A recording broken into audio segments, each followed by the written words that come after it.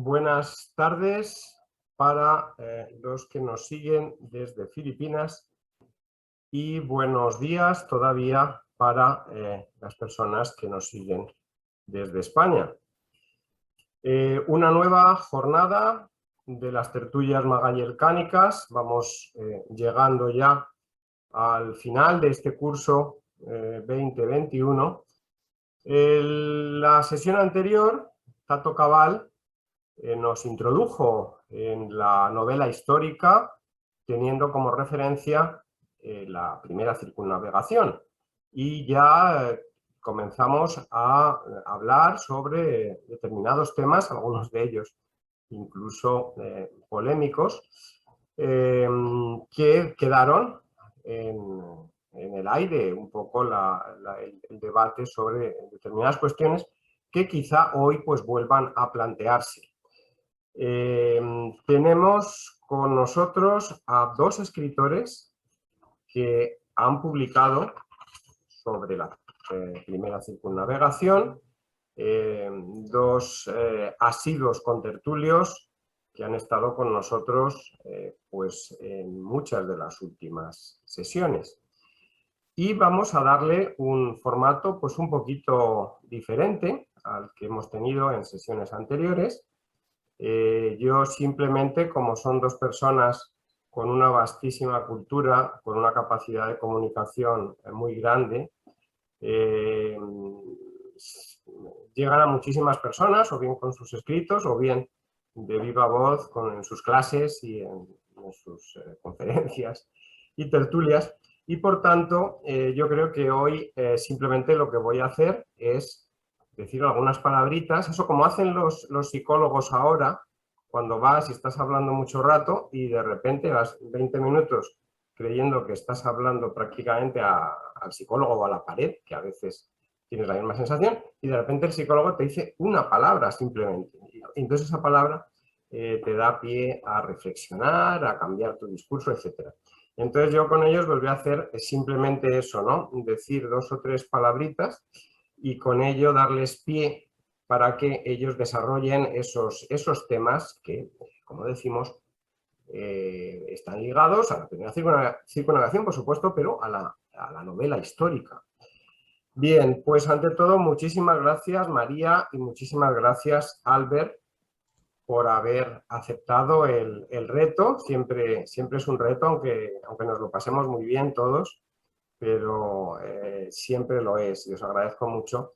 Además, el que estéis ahí, como todos, todo el público que nos sigue, debe estar en la playa en España. Yo veo fotos de Facebook y todo el mundo está en la playa. Parece que toda España es una inmensa playa, ¿no? Y también a los amigos de Manila, aunque en Manila tenemos menos mérito porque estamos ya en época de lluvias. Entonces, es bastante agradable pues estar en casa viendo y oyendo las tertulias magallercánicas. Bien, María, además, y Albert cumplieron eso que yo siempre digo a la perfección, que quien no puede resumir su currículum en 10 líneas es que no ha hecho nada importante en la vida. A veces pides el currículum y te envían como 25 páginas. Pero vamos a ver, si yo lo único que quiero es decir dos cosas sobre esta persona, no soy el tribunal de la oposición. Y bueno, María y Albert pues cumplieron a la perfección ese deseo, esa petición mía. María es historiadora, profesora en la Universidad CEU San Pablo y directora, como creo que casi todos ustedes saben ya, desde su creación en 2019 de la Cátedra Internacional CEU Primera Vuelta al Mundo. Yo creo, a lo mejor no estoy en lo cierto, pero creo que es la única cátedra, o al menos la primera, pero yo solamente tengo noticia de esta cátedra como tal, dedicada exclusivamente a la Primera Vuelta al Mundo. Tiene numerosas publicaciones científicas que, como es muy modesta, pues no las cita, y entonces incluso el currículum es más breve de las 5 líneas. Y bueno, yo destacaría algunos libros, como por ejemplo La Forja del Nuevo Mundo, Huellas de la Iglesia en la América Española, y también tiene otros libros sobre estos temas de la evangelización en América, libros que además comparte la autoría con otros autores, con lo cual el formato de hoy yo creo que está acostumbrada, es decir, el compartir el trabajo o la presentación con otro universitario, con otro intelectual, pues es algo que María ya ha hecho y hace muy bien y lo comprobarán todos ustedes. Y su primera novela ha sido El capitán de la Victoria, relatos desde la mar de Juan Sebastián del Cano, y dice en su nota, y me lo he pasado muy bien escribiéndola. Y yo creo que eso se nota mucho cuando alguien hace un trabajo y se lo pasa bien, no se puede ocultar, ¿no?, que se lo ha pasado bien, y es fundamental. Y Albert Vázquez, otro de nuestros contertulios ilustres, es escritor. No es coqueto porque me da el año de nacimiento, cosa que muchos ocultamos, yo el primero. De María, evidentemente, yo no lo digo porque sería una grosería. Yo estoy educado en el antiguo sistema y sigo pues esas cosas que a lo mejor ahora pues ya están mal vistas, pero lo siento, ¿qué le vamos a hacer? Bueno, Albert nació en 1699 en Rentería. Esa barba blanca pues le da una autoridad que tendría igualmente sin barba, pero que le hace parecer quizá un poquito mayor, diría yo, un poquito mayor de lo que es. La verdad es que es un chaval, Albert, habiendo nacido en el 69, pues es muy joven, además, sobre todo para la gran obra ya que tiene publicada. Ha publicado una treintena de libros. Él nos decía hace poco que, bueno, que él no los cuenta, pues más o menos hasta hace poco decía que eran una veintena y ahora ya pues el contador ha pasado a treintena, pero a lo mejor estamos ya en la cuarentena y ni siquiera él mismo es consciente de ello. Entre ellos, algunos bestsellers, quizá el más destacado sea Medio Hombre, ese libro dedicado a la figura de Blas de Lezo, esa figura increíble de nuestra historia, que hasta hace relativamente poco ha estado casi oculta, ¿no? Afortunadamente, y gracias en gran parte a Albert, la figura increíble, ¿no?, descomunal de Blas de Lezo, pues ya es bastante más conocida o menos ignorada que hace unos pocos años. Y por supuesto Poniente, su gran obra, su gran trabajo sobre la primera vuelta al mundo de Elcano. He de decir que, aunque no está ahí con nosotros por sus múltiples compromisos, el embajador Moragas, bueno, leyó con una avidez enorme, yo fui testigo, Poniente, hace ya pues bastante tiempo, ¿no?, cuando estábamos todos, pues bueno, en la víspera de las celebraciones, y el embajador iba siempre con su libro. Los viajes que yo le acompañaba, pues era, bueno, absolutamente fundamental el tener Poniente a su lado.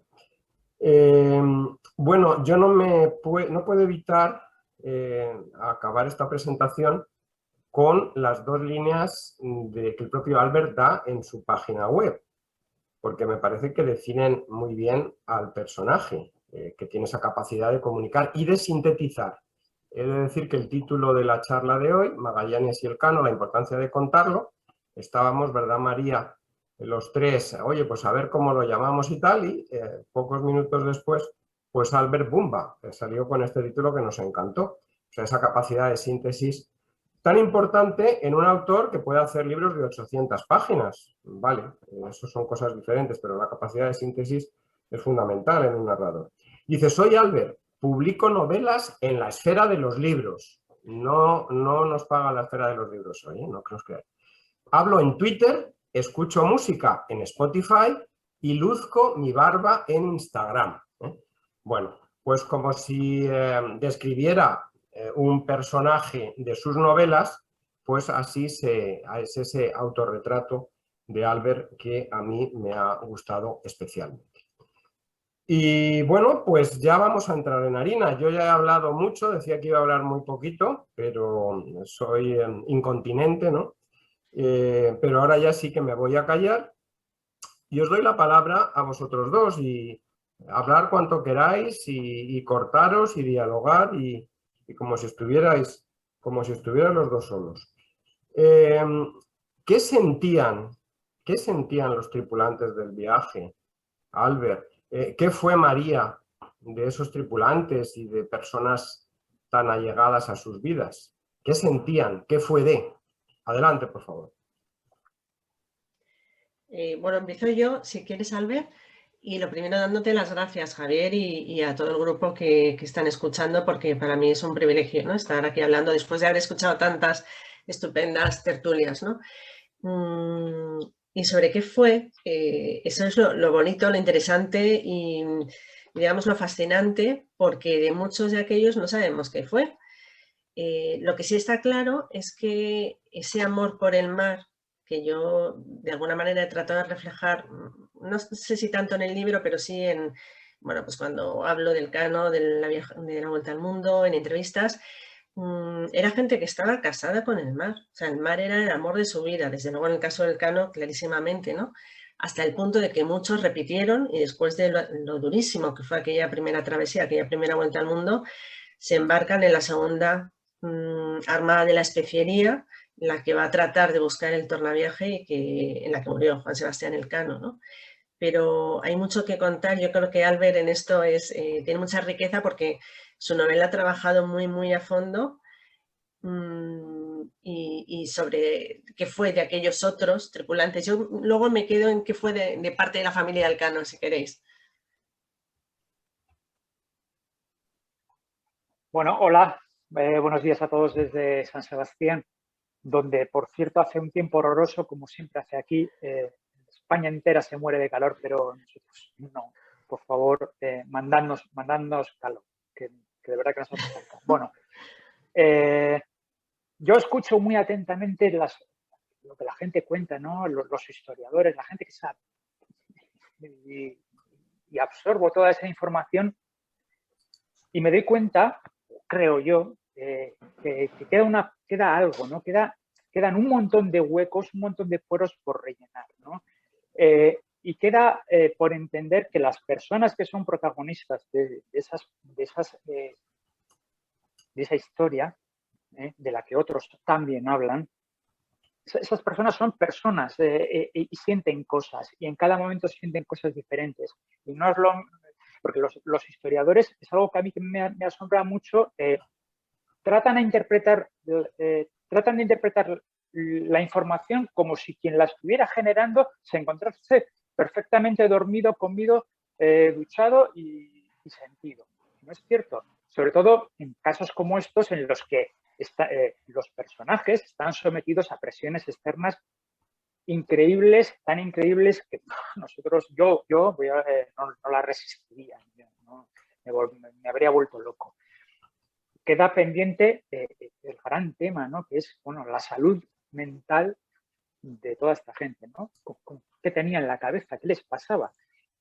¿Qué le sucede a un hombre cuando en mitad del océano Pacífico se hace de noche y se queda completamente a oscuras en la cubierta minúscula de una nao de madera sin nadie en miles de kilómetros a la redonda? Bien, pues la tarea del novelista es elucubrar al respecto, narrar, contar. Esto añadido a un acercamiento respetuoso a la propia verdad histórica para contarla, porque contarla es conseguir que exista. Lo que no somos capaces de contar no ha existido, por mucho que a lo mejor existiese. Esto ya es entrar en el terreno filosófico, ¿no? ¿Sucedió lo que no sabemos que sucedió? Pues probablemente sí, pero si no somos capaces de explicarlo, de contarlo, si no somos capaces de contar la gesta del Cano, la vuelta al mundo del Cano, pues difícilmente vamos a ponerlo en valor y vamos a sacarlo a la superficie. Y por no enrollarme demasiado en mi primera intervención, termino. Es muy importante la narración desde el punto de vista histórico o desde el punto de vista de la novela histórica. ¿Por qué? Porque sobre la historia existen narraciones. Quien ha leído, por hablar de grandes personajes, de Hernán Cortés, de Francisco Pizarro, de Cristóbal Colón. Bien, sobre estos personajes se escriben multitud de libros y monografías que no son coincidentes entre sí. Es decir, cada historiador realiza un relato sobre un personaje. Eso demuestra de alguna forma que la historia se narra, se cuenta. Lo que hacemos los novelistas es simplemente dar un paso más allá, contarlo, porque es que la objetividad yo no creo que exista, porque el simple hecho de contarlo modifica, ¿no? Le aporta características a lo sucedido. Y María, que es historiadora, estará en contra de lo que digo, pero es como yo pienso. Yo, Albert, no estoy para nada en contra de lo que dices, ¿no? De hecho, yo como historiadora a veces me siento con las manos muy atadas, porque efectivamente yo tengo que contar los hechos que se conocen, que están certificados. En el mundo académico nos obligan a citar, a poner referencias de cada cosa que decimos, que bien, está muy bien, porque eso es la parte de investigación que a mí me gusta, lógicamente, ¿no? Pero siempre me quedo, y de hecho en clase siempre intento decirles a los chicos que no se queden en los hechos, que no se queden en que en 3 años se dio la vuelta al mundo, sino que traten de imaginar lo que fue para aquellos hombres estar, como tú decías, en medio del océano, sin saber cuánto, la extensión del Pacífico, por ejemplo, que posiblemente es la parte más dura de la travesía, y que piensen que son personas con sentimientos, incluso hablando del emperador, ¿no? Bueno, Carlos I, cuando todavía no era emperador, pero era el rey de España, es más joven que cualquiera de mis alumnos. Y les tengo que decir, pensad en cualquiera de vosotros con 17, 18 años tomando la decisión de financiar o de promocionar o de patrocinar una expedición que va a dar la vuelta al mundo, ¿no? Entonces, a mí eso a veces me queda un poco corto en clase, ¿no? O digamos en los escritos más académicos, más científicos, que por otra parte lee menos gente, es verdad que están destinados más a la comunidad académica. Y yo creo que en el fondo ese sentirme un poquito atada por el mundo académico es lo que me llevó a plantear hacer una novela. Yo soy consumidora de novela histórica, me gusta mucho y creo que es una manera muy buena de acercar a las personas a determinados aspectos de la historia, determinados momentos, sabiendo que no se está escribiendo una historia 100%, que para eso están los libros de los académicos, que para eso están los atlas históricos, pero que dejar volar un poquito la imaginación, respetando al menos lo que conocemos que es real, ayuda a que el lector también deje volar su imaginación y también se introduzca en ese mundo, ¿no? Entonces yo de hecho, esta novela no iba a ser una novela, iba a ser una biografía, pero cuando vi que en los últimos, pues yo creo que en los últimos 5 años se ha publicado más sobre el Cano que los anteriores 500, pensé, es que yo no puedo decir nada más basándome en documentos, está todo muy, muy trabajado. Y entonces hay algo que yo creo que a varios historiadores nos inquieta, y es que en ese testamento de Juan Sebastián Elcano habla de una hija que tuve con María de Vidaurreta, vecina de Valladolid. Volvemos a tener a María de Vidaurreta en la documentación años más tarde, en 1538, en unos pleitos frente a Catalina del Puerto. Entonces, desde que Juan Sebastián Elcano hace su testamento y menciona a la hija que ha tenido con esta María de Vidaurreta, hasta muchos años más tarde, que aparece María de Vidaurreta en los archivos. Cami, yo siempre he pensado, y yo creo que a cualquier historiador le encantaría saber qué fue de esa hija, y entonces pensé, como no sabemos qué fue, y probablemente si no aparecen en los pleitos de María de Vidaurreta, que probablemente murió, pero no lo sabemos, pues yo voy a figurar cómo a mí me gustaría que hubiera sido que me gustaría crear cómo ha sido la vida de esta hija de Juan Sebastián Elcano. Entonces, a través de la creación de esa figura, que solo sabemos que existió, ni siquiera sabemos el nombre, probablemente Elcano ni supo cómo se llamaba la niña. Entonces, a partir de ahí construyo un relato completamente ficticio, que es el de la hija, pero que me sirve de cauce para contar la vida de su padre, Juan Sebastián Elcano, apoyándome en los documentos que tenemos. Entonces, yo estoy totalmente a favor, sé que hay historiadores que no lo están, de la novela histórica, de las buenas series históricas. Desde que Televisión Española hizo Isabel, ha crecido el interés y el conocimiento de la reina Isabel la Católica muy por encima de lo que supiéramos a través de la historiografía, ¿no? De lo que supiera la gente, digamos, de la calle, ¿no? La gente que no es especialista, que simplemente le apetece conocer un poquito más de historia. Entonces yo, para esas personas que les apetece saber de historia y les apetece pasarlo bien, creo que la novela histórica es una herramienta fantástica, ¿no? Por eso, Albert, a mí me da mucha envidia pensar en esa treintena de novelas históricas que has escrito, y que yo he escrito una, como decía Javier, es verdad que la he disfrutado tanto que ojalá tenga ocasión de seguir escribiendo novela y pasándolo también, además de continuar con mi trabajo académico, que lógicamente yo no renuncio a mis clases porque me lo paso fenomenal, ¿no? También dando clases.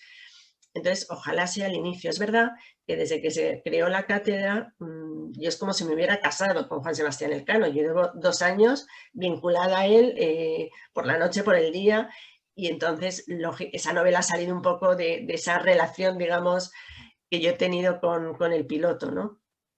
Y que a lo mejor no me ha pasado con otras personas que también me encantaría escribir biografía o novela histórica. Pero bueno, de momento ha sido el arranque y a ver si es el inicio de un camino largo, ¿no?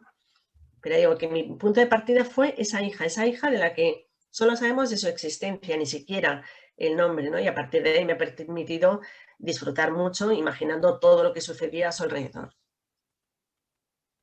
Sí, sin duda. Fíjate, o fijaos hasta qué punto es importante, ¿no? La narrativa de lo histórico, que cuando yo veo esta misma semana en Barranquilla, en Colombia, que han derribado una estatua de Cristóbal Colón, que además era de mármol y no se va a poder reparar porque se ha partido en 1000 pedazos.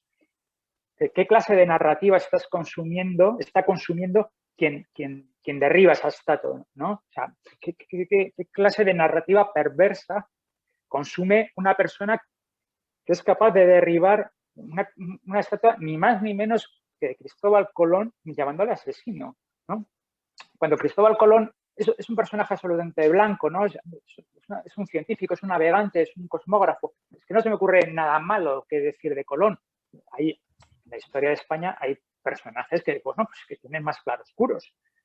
Pero Cristóbal Colón o Elcano son personajes blancos. También he escuchado narrativas contrarias a la circunvalación de Elcano, porque puso en marcha el globalismo. Bueno, claro, si tu opción es el ruralismo, el globalismo te va muy mal. Entonces, eso de salir y conectar pueblos y conectar gentes y abrir mercados, esa palabra absolutamente hoy en día, no sé, estigmatizada, ¿no? Porque lo que hace Sebastián Elcano es abrir un mercado, lo que hace la expedición. Van a las Molucas a comprar porque pagan, a comprar una mercadería que luego revenden en los mercados europeos. Claro, si tú piensas que eso es malo, que lo mejor que pueden hacer los de las Molucas es permanecer aislados de los españoles y los españoles permanecer aislados de todo el mundo, la narrativa debe ser negativa, ¿no? O sea, Elcano es un ser perverso, Magallanes es un ser maléfico y todos los tripulantes que dan la vuelta al mundo son el infierno sobre las velas, ¿no? Y no. Entonces, no desde mi punto de vista. Y por eso yo hago hincapié en la importancia de la narrativa y en la importancia de contarlo. Y la importancia de contarlo, yo a mi manera primero para fijar mi punto de vista, porque quien escribe fija el pensamiento, pero también para intentar fijar otros puntos de vista frente a personas que no saben lo que están diciendo o dicen lo que dicen por otro tipo de motivos ocultos o por yo que sé qué. El caso es que no debemos renunciar a contarlo. Ese es mi gran mensaje. Sí, y de hecho, ay, perdona, Javier. Sí, no. Si quieres hablar. Simplemente decías tú, María, hace un rato que en estos años se han escrito más libros sobre Elcano que en los 500 anteriores, ¿no?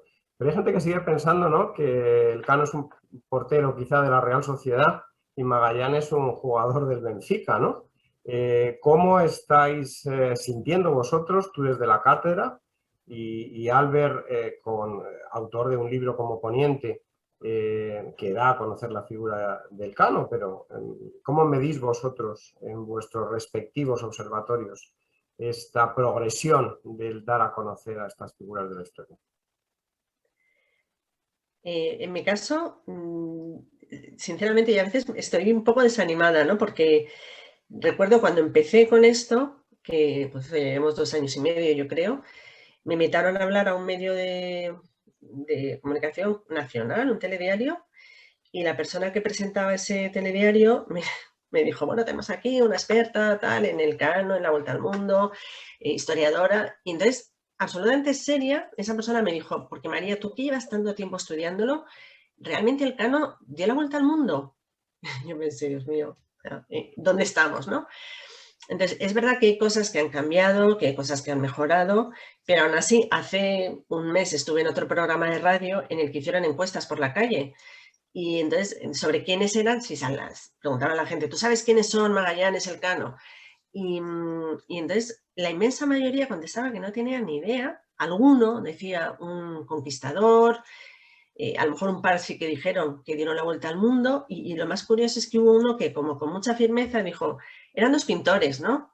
Entonces, claro, oyes eso y o te entra la risa o se te cae el alma a los pies y dices, menos mal que nos quedan todavía por delante, o sea, gracias a Dios que es un centenario, que son 3 años, para seguir sembrando, porque es que yo creo que no hay que parar de sembrar, o sea, que el Cano no sea una figura conocida en España es un pecado casi, ¿no? Porque es el que hizo la gran gesta, o sea, yo creo que es la mayor gesta de la historia naval, de la historia mundial, no solo de España, ¿no?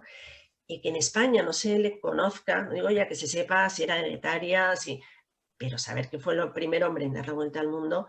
Entonces, bueno, pues tenemos por delante todavía unos cuantos meses. La Comisión Nacional ha prolongado las actividades hasta el año 23, porque la pandemia es verdad que ha limitado muchas actuaciones.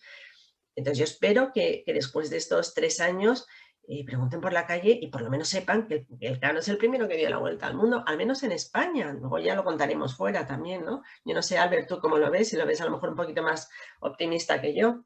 Sí, sin duda. Yo creo que conviene dar un paso atrás y observar las cosas más en conjunto. En España hay muchísima gente que no sabe quién es Unai Simón. No sé si tú sabes quién es Unai Simón, pero es el portero de la selección española de fútbol que gracias a su gran juego y a sus paradas de penaltis nos ha metido en semifinales. Quiero decir, si hay gente que no sabe quién es Unai Simón, ¿cómo no va a haber gente que no sabe quién es Juan Sebastián Elcano? Pues claro que hay gente que no sabe porque, entre otras cosas, no le importa lo más mínimo. Porque el mundo es grande y hay gente para todo, ¿no? Entonces, yo no soy pesimista, soy optimista. Creo que vamos a mejor. Creo que mejoramos progresivamente y mejoramos de forma ostensible. Yo cuando empecé a hablar, por poner un ejemplo, cuando yo empecé a dar la lata con Blas de Lezo hace 10 o 12 años, casi nadie sabía nada de Blas de Lezo. Hoy hay muchísima gente que sabe cosas de Blas de Lezo, sabe quién es el personaje, sabe lo que hizo, en fin. Incluso yo me he sorprendido viendo que gente que en principio, porque claro, Blas de Lezo ya es un almirante, ya es una persona que pertenece al ejército, a la armada en este caso, ya tiene otro tipo de perfil y me he sorprendido al darme cuenta que gente que poco amiga de esos mundos le parece bien Blas de Lezo. Bien, pues en algo hemos contribuido y de alguna forma hemos avanzado. Lo mismo sucede con el Cano. Estos 5 años que dices tú, se ha publicado más que en los 500 anteriores. Pues bien hecho, en buena hora, ¿no? Quiero decir, hay que inundar el mundo de información, de novelas, de ensayos, de charlas, de todo. Y a mí eso me parece bien y yo creo que contribuye a que el personaje, ya que la gesta que, como tú dices, a mí me parece increíble. O sea, es que no me entra en la cabeza, no tengo adjetivos para describir lo que estos hombres hicieron. Yo cuando escribí la novela digo, ¿yo cómo cuento? O sea, no tengo herramientas en el castellano para describir de verdad lo que estos tíos hicieron, ¿no? Bien, pero vamos ganando, vamos mejorando y eso a mí me parece importante, teniendo en cuenta y sabiendo siempre que hay gente que le trae sin cuidado y se la va a traer siempre. Pues ya está. Sí, es verdad. Y es verdad que hemos mejorado y yo agradezco infinito la cantidad de libros que se han escrito. Y digo que a mí, de alguna manera, el nicho que yo pensaba cubrir estaba requete cubierto. Yo no tenía nada que aportar al lado de toda la gente que ha escrito, ¿no? Pero claro, yo como historiadora es verdad que si fuera muy futbolera, que no lo soy porque además soy del Atlético y entonces casi es mejor no ser futbolera, salvo este año, pues sabría mucho más, entiendo, de fútbol, ¿no? Pero como historiadora lo que pretendo es que que a la gente conozca la historia y que le gusten. Por eso me gustan tanto los que, como tú, Albert, os dedicáis a la novela histórica, porque creo que es una manera de acercarse a un tiempo, a un personaje, y como decía uno de los que están de espectadores, ¿no?, de esta charla, de entender contextos, ¿no? Porque tú antes decías, ¿no?, el tema de las estatuas es una locura, ¿no?, lo que está pasando desde hace unos años en toda América del Norte y del Sur, ¿no?, y del Centro. Pero es verdad que el contexto es fundamental, ¿no? Y ahí es quizá, yo creo, donde los historiadores tenemos una responsabilidad muy especial, porque los hechos son los que fueron, pero se vieron en una época concreta y en un contexto concreto, ¿no? Y yo creo que tenemos que saber explicarlo. Por eso, aunque es verdad que mi intervención antes ha sido un poquito negativa, pero yo voy a partirme la cara para que no sucedan ese tipo de cosas. Yo, Elcano, de momento no he oído una lectura negativa, pero seguro que la hay. Tú me dices que sí que lo has visto, ¿no? Pero hay otros muchos personajes que se ha construido un relato en el que catalogamos, digamos, a un personaje según los parámetros del siglo XX, XXI, ¿no? Y si tenemos en cuenta lo que ha tardado la humanidad en tener una declaración de los derechos humanos, ¿no?, desde el año 48, y que todavía no se cumplen en muchos sitios del planeta, pues claro, no podemos pretender juzgar o analizar un personaje o una serie de hechos según estos parámetros nuestros, ¿no?, del siglo XXI, porque sería impensable. Entonces yo creo que conocer las cosas y conocer muy bien, como decía este señor, el contexto en el que nos estamos moviendo, ¿no? Sí, claro, porque si no, corremos el peligro de caer en esto tan horroroso que tiene la ficción histórica, que se llama presentismo, ¿no? Trasladar todas las actitudes, pensamientos y acciones de seres, de personas del pasado al presente y juzgarlos con la actitud presente, ¿no? Yo, una de las cosas que más me ha horrorizado ver en torno a la ficción histórica, y a otras personas no les molesta, es la serie El Cid, donde las mujeres son extremadamente feministas y son muy conscientes de su papel como mujeres. Y el guionista, obviamente, está, yo también soy guionista y sé cómo funciona un poquito esto, el guionista está hablando o la guionista, que quizás sea una mujer, está hablando de ella, de ellos, de su entorno, del entorno de 2021. Pero ni por el forro, ni por lo más remoto, por más avanzado que fuese una mujer de la época del Cid, podía pensar como eso, de esa forma que se expresa en la serie. Es lícito, en la ficción todo es lícito. Si al lector o al televidente o al espectador le encaja, yo suelo poner este ejemplo, ¿no? Podría ser que en la vuelta al mundo del Cano se encontraran con un ovni. Desde el punto de vista narrativo, si funciona, pues funciona. No hay ningún problema, pero claro, rompes pactos con el lector, pactos no establecidos. Si el tono de la novela ha sido uno, pues de repente lo rompes, ¿no? Lo rompes con un ovni. Pero nada es solo de una forma. Otro ejemplo que pongo habitualmente son los musicales, las películas en las cuales las personas están hablando y transcurre la acción y de repente se ponen a cantar y a bailar.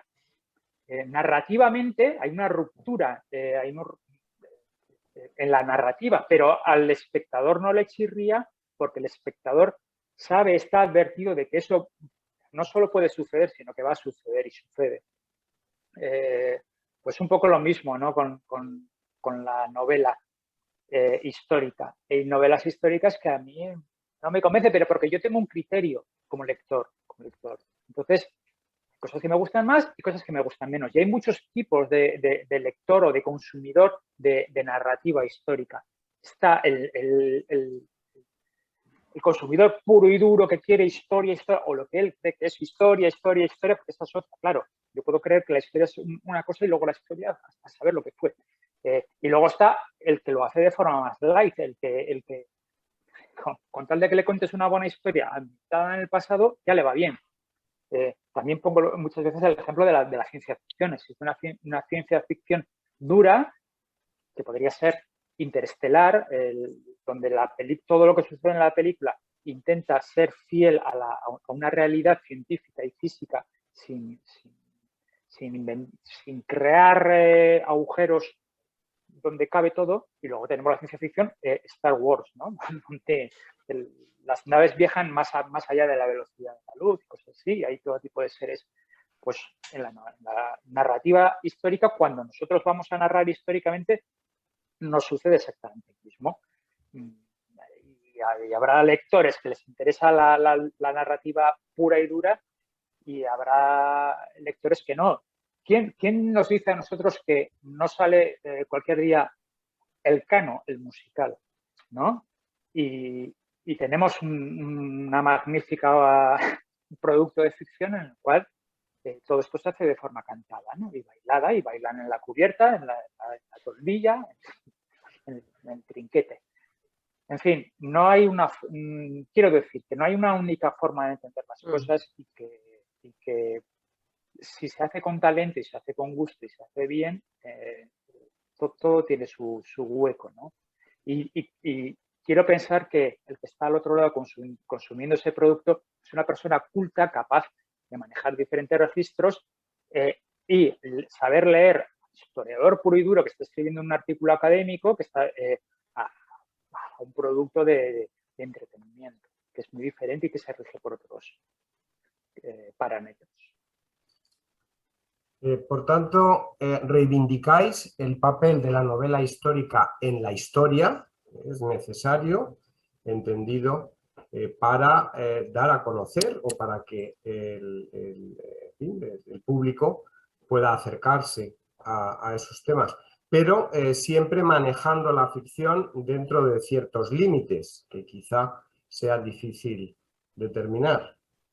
¿He entendido bien? Sí, exactamente. Tú lo has dicho. Tiene que haber límites, pero a ver, ¿quién dice cuáles son los límites? Es realmente complicado. Yo sí me doy cuenta, sí sé que los productos académicos tienen su público, que es el académico, que es el de las universidades. Y no trascienden, no van más allá. La novela tiene ese poder. Mis novelas están en las librerías, están en los supermercados, o los hipermercados, y cuando te vas a hacer la compra, puedes comprar. Hombre, mira, la novela de Albert, la compro, la echo al carro con el resto de cosas. Ese poder es innegable, pero claro, un gran poder requiere una gran responsabilidad. Pues yo diría que en el mundo de la narrativa, no. Yo no asumo responsabilidades que no me competen. No puedo, o por decirlo de otra forma, mis responsabilidades son literarias.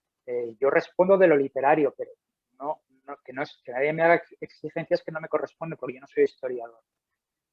Entonces, claro, no sé, es un terreno resbaladizo, ¿verdad, María? Sí, y yo creo que efectivamente, igual que hay distintos públicos, también tiene que haber distintas fórmulas a la hora de enfrentarse a la novela histórica, ¿no? Porque me pasa lo contrario que a ti. Yo estoy más, digamos, más atada, porque quien me lea sabe que soy historiadora, porque lo pone en el libro, ¿no? Y entonces hay licencias que no debo permitírmelas. Tengo que avisar desde el principio, por pura honestidad profesional, de lo que es cierto y lo que es ficción, ¿no? Cosa que un escritor yo creo que no está obligado a hacer, ¿no? Y por otro lado, yo también pienso que hay, como tú decías, Albert, dos formas de hacer novela histórica. Yo creo que hay una que no es propiamente novela histórica, que es esa que es una historieta, una historia, pues una historia maravillosa, ambientada en una época pasada. Entonces, a veces entramos en mundos esotéricos, que también tienen sus lectores y gusta, ¿no?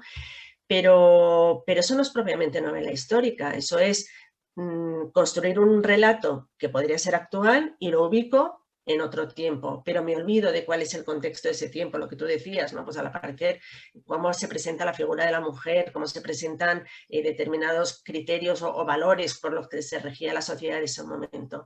Y luego está la novela histórica, que yo considero que es más acertada, que es la que haces tú, Albert, que sí que que hay una preocupación por documentarse en cómo era esa época en la que se van a situar unos personajes, ¿no?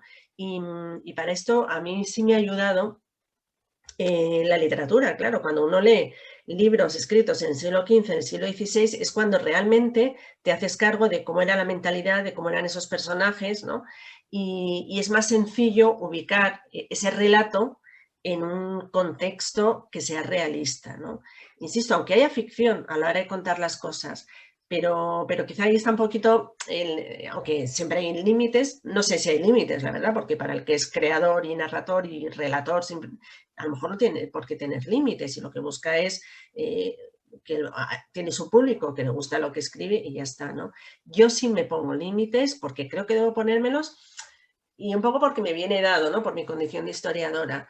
Pero como tú decías, ¿no? Pues hay público para todo, hay público que sí que a mí me va a exigir que no me salga, digamos, de un mínimo guión que responda a una realidad más contextual, ¿no? que en cuanto a personajes, pero yo puedo disfrutar imaginando y poniendo, porque eso podría ser así o no, pero no tenemos nada que nos diga que no fue así, cómo eran los sentimientos de Juan Sebastián Elcano, cuál era la relación personal entre Elcano y Magallanes, luego tenemos datos, ¿no? A través de las cartas que escribe Elcano al rey, ¿no? En las que le pide, primero le cuenta que han dado la vuelta al mundo, pero automáticamente le pide que por favor que muera con el rey de Portugal la devolución a España de los que han ido cayendo prisioneros de los portugueses, tanto en las Molucas como en Cabo Verde. Bueno, pues eso a lo mejor en una clase ni lo cuentas, pero cuando te paras o si lo cuentas, ¿no? Y te paras a pensarlo, solo eso te está hablando mucho de cómo era la persona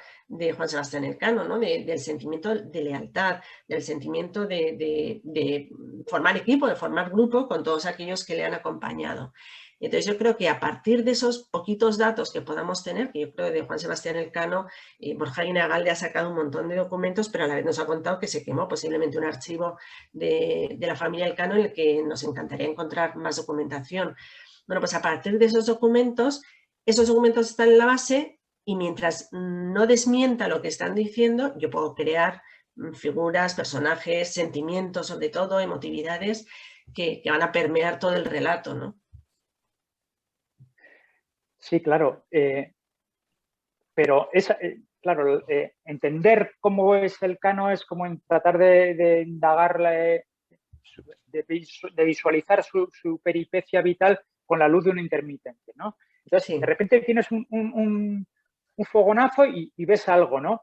Y tú lo interpretas, o nosotros lo interpretamos en el sentido más correcto, más adecuado que nos parece. Pero ¿y si estaba mintiendo? ¿Y si quería engañar a alguien? Y si, claro, somos personas y las personas tenemos un montón de motivaciones para hacer cosas. Y yo puedo estar diciendo que no sé, que guapo está usted y en realidad quiero decir una cosa. Y además los españoles se les da muy bien el doble sentido, el cinismo, la ironía. Quiero decir que sí, pero ya veremos. Hay otra cuestión, por volver al tema de cómo narramos y por qué narramos y en qué modo hay que narrar o habría que narrar. El otro ejemplo que pongo es el del habla. ¿Cómo hablaban? Porque claro, no sabemos cómo hablaban, no tenemos ni la más remota idea de cómo se hablaba a bordo de la Victoria.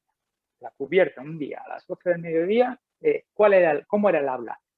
Ese habla debemos recrearlo, porque es cierto que tenemos documentos escritos, pero todo el mundo sabe que nadie escribe igual que habla o nadie habla igual que escribe. Hay una cosa que siempre suelo decir y es que me parece mucho más cercano al habla las relaciones, para el que no lo sepa, durante la época de la conquista, un conquistador iba a tal sitio, hacía ahí no sé qué, y luego escribía una relación que era una pequeña memoria de lo que había hecho, se la enviaba al rey y pedía que le dieran no sé cuántas cosas a cambio. Esa relación que contiene un castellano para mí mucho más cercano al habla real de las personas, porque quien lo hace no está especialmente instruido, lo hace de un tirón. Claro, una carta que Elcano escribe al rey está escrita de otra forma. Si yo tuviese que escribir al rey, bien, lo intentaría aunque no quieras, te pones nervioso y puedes hacerlo lo mejor posible. Entonces, esa actitud modifica el lenguaje. Y claro, la gente se piensa, yo me río mucho cuando la gente reproduce este tipo de, pues a vos os digo que cuando vaya iremos todos y vuestra... Que no hablaban así, hombre, que es imposible que hablaran con tanta afectación y tanta tontería. Estamos hablando, en este caso, encima de un estrato social bajo, muy bajo, que son los marinos. La marinería, yo estoy seguro que... Claro, y no sé, pero no sé cómo hablaba. Entonces, ¿qué recurso me queda? Los pongo a hablar en castellano actual. Y hay gente que me reprocha eso. ¿Cómo haces eso? Joder, si supiese cómo hablaban ellos, si tuviese una grabación, le doy al play y le escucho hablar a los marineros, pues sería fantástico. Pero de esa documentación carecemos y hay que recrear. Y cada uno lo hace como buenamente puede. Y hay lectores que creen que esa recreación a lo antiguo es más fidedigna que la recreación, o sea, a lo moderno. Cuando a saber, ¿no? A saber. Sí, para mí, o sea, por eso para mí es muy interesante el teatro, ¿no? El teatro de época, porque, hombre, es verdad que la gente en la calle no hablaría como Lope de Vega, pero Lope de Vega sí tiene personajes populares, Calderón tiene... O sea, esos personajes populares son los que a mí, de alguna manera, sí que me han podido ayudar, ya te lo digo, Albert, porque yo soy menos libre a la hora de escribir que tú, ¿no? Y sí que me pueden servir a mí como pauta para ver, pues, cómo hablaban y trasladarlo al cano. Es verdad que no tendría que buscar solo teatro de hombres de mar, ¿no? Pero bueno, sí, yo creo que las dos cosas son igualmente válidas, igualmente aceptables, pero que cada uno tenemos como... Yo estoy más encorsetada, digamos, por la historia, ¿no? Y tú tienes plena libertad y miles de lectores, ¿no? Que les gusta eso, efectivamente. Pero, ojo, en las series de televisión actuales tampoco se habla como se habla en la calle, porque el guionista está obligado a transmitir información a través de los diálogos. Pero eso a veces no son tan naturales como uno creería, ¿no? O desearía. Están encorsetados ¿a qué? A las exigencias del guión, ¿no? Nunca mejor dicho, porque es que el guionista tiene que transmitir cosas a través... Les hace decir a los personajes cosas que si eso fuese real no se estaría diciendo. Y Lope de Vega estoy segurísimo además, que hacía lo mismo. Entonces, porque era muy bueno en lo suyo. En fin. Creo que fuiste tú, Albert, el otro día, que cuando os preguntaba, oye, ¿cómo? Siempre os lo pregunto a quienes escribís un libro con el esfuerzo que supone pues que luego llegue al lector, ¿no? Y tú decías, un mal título y una mala portada arruinan un buen libro. En vuestro caso, creo que no ha sido así. Hablarnos de cómo han ido las distribuciones. Y comenta esta máxima, ¿no? Que yo estoy totalmente de acuerdo. Pues me parece, yo es algo que he aprendido a base de palos, ¿no? Por decirlo de alguna forma. Al final los libros se tienen que vender. Y ya sé que esto puede sonar a verdad de perogrullo y puede sonar, no sé. Y además es muy poco, los escritores en general son poco dados a hablar de estas cosas, pues porque, no sé, les parece poco intelectual, ¿no? Pero a mí me da igual. Entonces, hablo igualmente. Los libros hay que venderlos y si no los vendes, no hay más libros. Ya. Esto es un mercado para bien y para mal. Entonces, la portada y el título son criterios de venta, son elementos de venta. Y yo eso lo entendí, pues, no al principio de mi carrera, pero sí en la primera mitad, ¿no? Y por eso de ninguna forma intervengo en las portadas ni en los títulos. Yo normalmente envío, porque además me doy cuenta que no soy bueno en eso. No es una cuestión. El problema de los escritores es que tienen mucho ego y no saben ceder control sobre su obra. Y yo aprendí a hacerlo y la verdad es que me va bien con eso. Yo ponía unos títulos que a mí me parecían estupendos y además yo creía que realmente ponía buenos títulos y luego en la editorial me decían que no y me lo cambiaban. y me he dado cuenta que lo hacían con buen criterio. El título poniente de mi novela sobre el Cano lo pusieron en la editorial. Y me parece un gran título, me parece estupendo. Y la portada la pensaron ellos. Porque los autores no somos personas que se nos dé especialmente bien eso. Y de hecho hay muchos libros con malos títulos y hay muchos libros con portadas horrorosas pues que no se venden.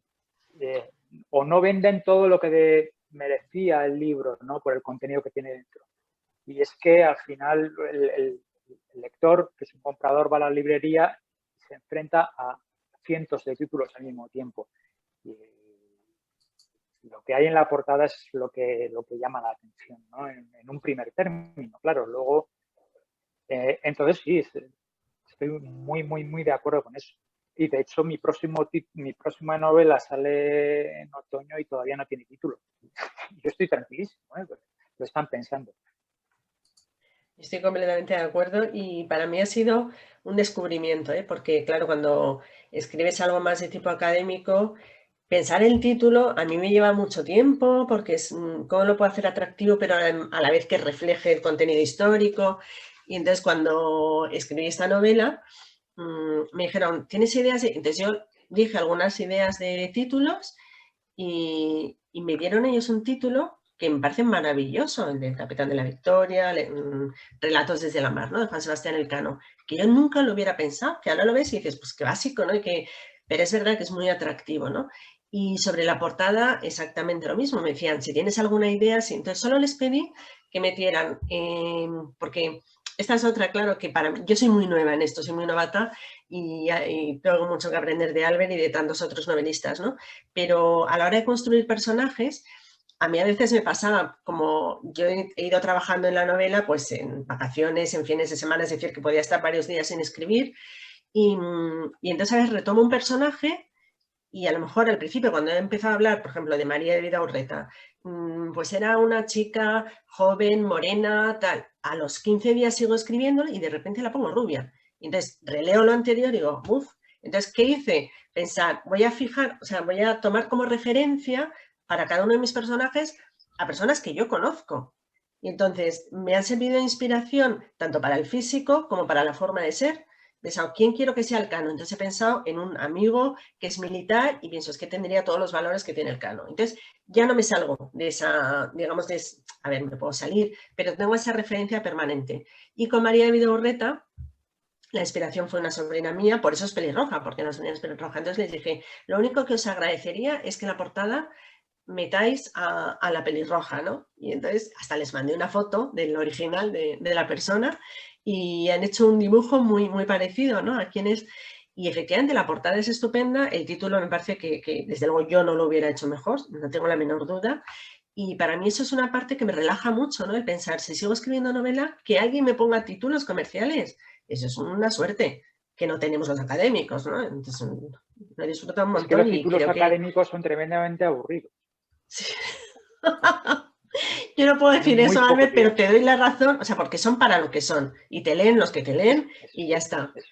Y entonces, claro, pensar que puedes escribir algo que a la gente le guste y que a la gente diga, joder, ¿cómo era Elcano, no? Pues es que eso es una maravilla. Y no escribir de qué color era el quinto botón que llevaba la camisa de Elcano en 1522, ¿no? Y al final... Mira, pues... lo que tú dices de tu sobrina pelirroja me ha recordado cómo funciona este mundo de la narrativa histórica, ¿no? Y cómo son un poco los lectores de narrativa histórica y qué nivel de exigencia suelen tener en ocasiones. Cuando yo publiqué una novela hace bien poco que se titulaba Vasco Núñez de Balboa, que va sobre Vasco Núñez de Balboa y el descubrimiento del Océano Pacífico. Y la única descripción que existe de Balboa la da Las Casas y dice que es pelirrojo. O sea, que tiene el pelo rojo, que es un hombretón, un muchachote. Y yo dije, ¿había pelirrojos en la España del siglo XVI? Claro, yo no investigué un poquito, no las tenía todas y lo puse rubio, que me parecía más sensato, más... Digo, voy a poner pelirrojo a este hombre, haciendo ahí las Américas. Y lo puse rubio y cada vez lectores que siempre hay lectores, esto hay que tenerlo muy en cuenta, que saben más que tú. Porque, bueno, es así. Claro, y decía, no, por supuesto, porque además Balboa era de un pueblo de no sé dónde, de León, que luego su padre fue fulano de tal y vino en tal año. Claro, por supuesto que era pelirrojo, o podía haberlo sido, porque en aquella zona, en aquella comarca, hacia 1509 hubo no sé cuántos pelirrojos. Quiero decir que el mundo de la narrativa histórica y de los lectores de narrativa histórica es peliagudo, esa es la palabra, ¿no? Totalmente. Yo Yo no estoy sé si esperando había todavía. pelirrojos. Sí, sí, había pelirrojos desde la época de Al-Ándalus, ¿no? Hay pelirrojos y posiblemente antes, ¿no? Pero yo también estoy esperando el feedback, porque claro, de momento al final soy muy noble en esto y tengo el feedback de personas que me quieren mucho. Entonces, claro, que te va a decir una persona, pues me encanta tu novela, María. Entonces, estoy esperando todavía esas críticas de ¿y por qué has puesto que el Cano hizo no sé qué en el palo de la vela de no sé cuántos? ¿Por qué no le das el nombre que es auténtico? Bueno, pues me encantará tener lectores que me den esas referencias, ¿no? Que tú ya los tienes, Albert, yo espero tenerlos también, Los ¿no? Porque la haters. crítica... ¿Eh? Uno no es alguien hasta que tiene haters, ¿no? Eso Gente que es. te dice, Yo o sea, quiero que me critiquen. yo tengo varios lectores que se compran todos mis libros y los ponen a caldo en los comentarios de Amazon. Digo, pero qué vida llevas tú. O sea, porque luego son compra verificada, te lo has comprado, te has gastado 22 euros y te gastaste otros 22 y otros 22 y otros 22 y no te gusta absolutamente nada lo que yo hago. Pero ¿para qué sigues? Si hay un montón de novelas en el mercado, compra otras. Bueno, pues no. Esos son, no sé, es que no sé ni cómo definir ese tipo de lector, ¿no? Que no se despega de ti, que se lee el Twitter, se lo lee siempre para sacar pegas a todos. Al final no sirve de nada porque ya están silenciados hace años, pero existen. Entonces, yo no los añoraría tanto. Hombre, yo espero tener algún feedback de vez en cuando, aunque sea algún habrá negativo, lógico. No espero que me ataquen, ni deseo que me ataquen así, ¿no? Oye, pues María, Albert, si os parece, pasamos ya al formato tertulia y vamos a ir dando la palabra a nuestros amigos, contertulios y espectadores.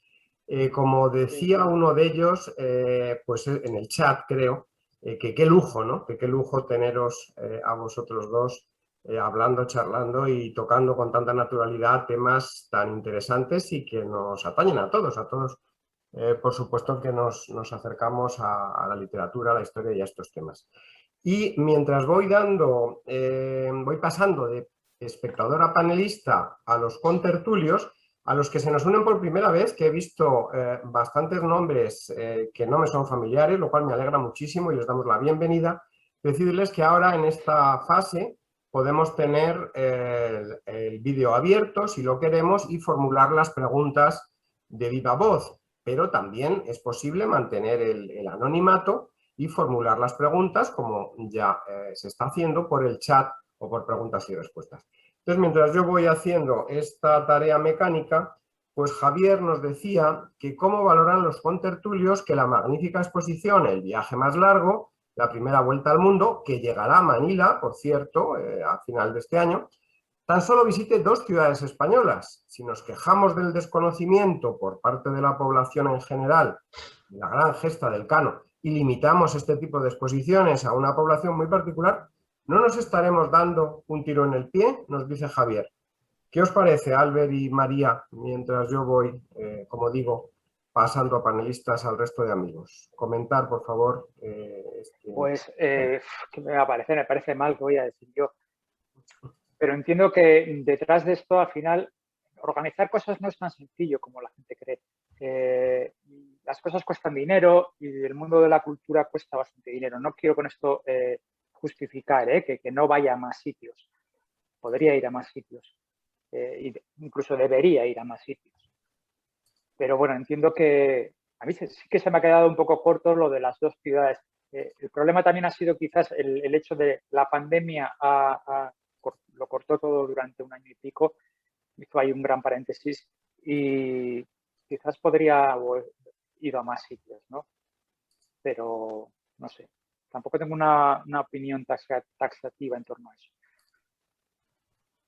Yo igual. De hecho, incluso me he alegrado cuando he visto que iba a San Telmo, que iba a San Sebastián, porque no me lo esperaba. Yo pensé, es verdad que una exposición con todo el tema de los seguros de cada pieza es muy complicado, ¿no? Transportarla. Se han hecho las otras exposiciones a base de paneles, pues que al final es mucho más sencillo. Es verdad que es mucho menos visual, menos atractivo, pero es más sencillo replicarlas, ¿no? Las que son paneles pues, que muestran la cartografía, las figuras, el resumen a lo mejor de la vida de algunos de los protagonistas. Pero es que efectivamente esa exposición, la del viaje más largo, es una exposición muy valiosa, con cantidad de piezas muy, muy interesantes, y de verdad que me ha sorprendido para bien el hecho de que se la llevaran a San Sebastián, ¿no? Sí, estaba prevista para el verano anterior. Lo que pasa es que quedó suspendida por la pandemia, porque no iba a ir nadie, no podía ir nadie a verla.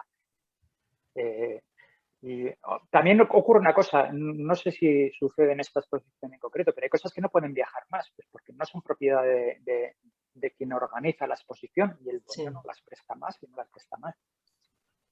Lo que sí hay es por parte de muchísimas ciudades, aparte de la exposición del viaje más largo, que yo creo que ha sido la mejor, pero sí que se están haciendo a nivel local muchas pequeñas exposiciones, ¿no? El Museo Naval hizo una, la de Fuimos los Primeros, que fue una gran exposición, que se cortó por la pandemia también, o sea, que nos hemos tenido muy mala suerte, la verdad, pero que era una muy buena exposición, más modesta, si queremos, que la del Archivo de Indias, pero que fue muy, muy, muy visitada, o sea, las colas eran inmensas, ¿no? Y yo creo que a ese nivel local sí que se están haciendo muchas cosas, más modestas a lo mejor, pero prácticamente pienso que en la mayoría de las ciudades españolas, de las capitales al menos españolas, está habiendo algo sobre el quinto centenario. Muy bien, pues ya tenemos la primera pregunta y como no podía ser de otra manera es esa sección fija que es la pregunta de Lisa. Adelante, por favor. Hola, buenos días. Buenos días aquí. Albert, en Santander también hace malo, pero no tan malísimo, ¿eh? No tan malísimo. Vamos a ver, yo tengo, lo primero que daros la enhorabuena y deciros que os tengo una envidia atroz, pero mala, además una envidia mala, porque yo no sé hacer novela ni cosa que se aproxime. Lo único que sé es tomar datos y romperme la cabeza buscando datos. Claro, si no lo sabéis, yo ando buscando ya hace 7 años a el grumete de Santander, y ahí no entró en cántabro ni en montañés porque era santanderino, que regresó con el cano, del que solo encontramos de verdad que se inscribió como grumete, y hemos deformado la idea de que sería un chavalillo con una viserita. Eso. Pues este tío tenía más de 19 años, probablemente no los 20. Ya había estado en Santo Domingo, en una expedición que ya por fin, gracias a las crónicas estas de Bernal, he podido documentar el regreso. Le tenía marchando, pero no la vuelta. No hay apenas documentos. Después, Tomás Mazón, otra hormiguita, la ha encontrado declarando mucho después que había estado con Caboto. Total, con la deformación de que pensamos que era un chavalillo, en 500 años nadie le había mirado, ni había pensado lo que sentía, ni había pensado lo que ha sufrido. Entiendo muy bien que hay que documentar a cada personaje, al menos los 18 que volvieron y los importantes que no volvieron. Y en esa estoy yo también. Una pregunta, María, ¿cómo te consta que el cano llevaba botones? Ya tengo mis haters, Albert, ya estoy contenta y tranquila. Ya. Bueno, pues que si alguno encontráis algo de Juan de Santander, tan claro como eso, olvidaos de un grumetillo, era un tío de pelo en pecho, quizá no tuviera los 20 años y por eso no se pudo inscribir como marinero en la Trinidad, porque fue en la Trinidad, o quizá como el carnet de identidad entonces no pintaba nada, sencillamente no había plazas y tuvo que entrar como grumete. Si alguno encontráis algo, yo quiero largar su biografía para el año que viene. Agradecería muchísimo cualquier dato. Ya lo estáis haciendo algunos, ¿eh? Ya me estáis ayudando. Pero yo pido ayuda. Y Gracias, Elisa. enhorabuena por lo que hacéis. No, Elisa, y tú seguro que te pones a escribir y te sale algo infinitamente mejor, al menos que lo que yo hago, ¿no? Porque Albert es un profesional de no esto. novela. ¿O Yo sí? tiene que ser con los papeles en la mano. En cualquier caso, esta idea del grumete como hombre adulto es más normal de lo que parece, ¿eh? Hay grumetes que no son niños, que son hombres adultos. A lo largo de, no digo en este viaje en concreto, sino en cualquier otro viaje, en cualquier otra peripecia naval del siglo XVI. Era algo, no voy a decir que corriente, pero sí usual, ¿no? ¿Qué sucede cuando lo narras desde el punto de vista novelesco? Que hay que simplificar, que los personajes tienen que tener un perfil claro para el lector. Claro. A mí me da mucha rabia simplificar, pero es que no queda otro remedio, porque aun y todo, una historia como esta queda complicada. Es complicada y es muy coral, hay muchos personajes. Si encima les aportamos características que el lector no reconoce como estereotipadas, pues todavía es más lioso. Entonces, nada le puede pasar, nada peor para una novela que ser liosa, que ser enrevesada, excesivamente enrevesada, porque ya la historia lo es. Enrevesar más a los personajes es muy complicado, ¿no? Entonces, por eso a veces, a mí no me gusta hablar de la licencia literaria, pero a veces te la tienes que tomar porque si no es un jaleo. Muy bien, nuestro secretario Gracias. general, Paco Moreno, ha levantado la mano. Paco, adelante, por favor. Hola, muy interesante todo lo que habéis contado, reflexiones muy originales y muy valiosas. Y yo quería hacer una pregunta que realmente no tiene nada que ver con vuestra obra, sino con la obra de muchos escritores, a los cuales también les he hecho la misma pregunta. Si, siendo la novela histórica un método de divulgación, ¿por qué en vuestra opinión suelen tener tantas páginas? En un tiempo en que todo el mundo tiene prisa, cogerse una novela de 500, de 600, 700 páginas, estoy convencido que disuade a muchos. De hecho, alguna escritora conocida me decía que la editorial les obligaba a escribir un número tan elevado de páginas. Quería simplemente conocer vuestra opinión, la de los dos. Muchas gracias. Porque la novela histórica, la novela gruesa histórica funciona comercialmente mucho mejor que la novela histórica delgada. Y vuelvo a criterios muy poco literarios, pero es que es verdad. Al lector le gusta, al lector de novela histórica le gusta el novelón. ¡Pum! ¿No?